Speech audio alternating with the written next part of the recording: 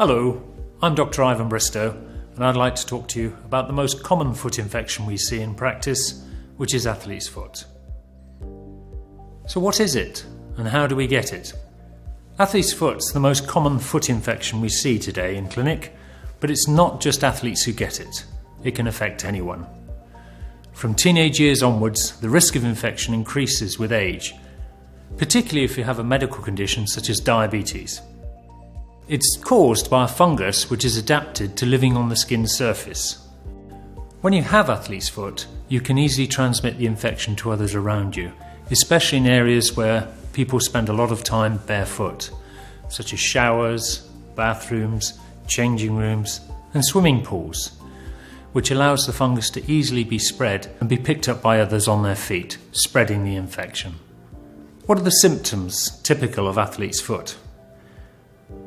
Well, there are two main ways in which it commonly presents. Firstly, you'll see this in between the toes, usually the fourth and fifth. You may notice a bit of scaling, redness, itching, or even a burning sensation. The second type, which is much more common, is very subtle and it's quite difficult to spot. What you'll see is a general dryness of the feet, affecting the soles, the heels, and the arch area, and it may be prone to cracking and splitting. So what's the best way to treat athlete's foot? Well, treating skin infection is very straightforward, as there are many suitable antifungal creams, sprays and powders which you can get from the pharmacist. These are normally applied for 1 to 2 weeks until the infection is completely cleared. How can you prevent reinfection?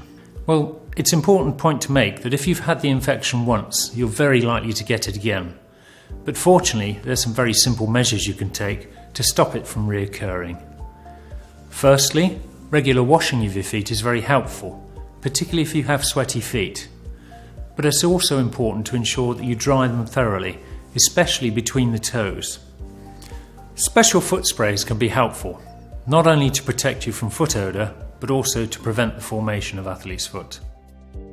Remember, shoes can also harbour infection, so it may be helpful to use an antifungal spray or powder in them to keep your shoe free from fungus.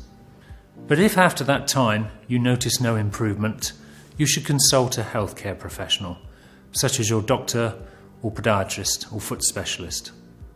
And remember, fight the fungus.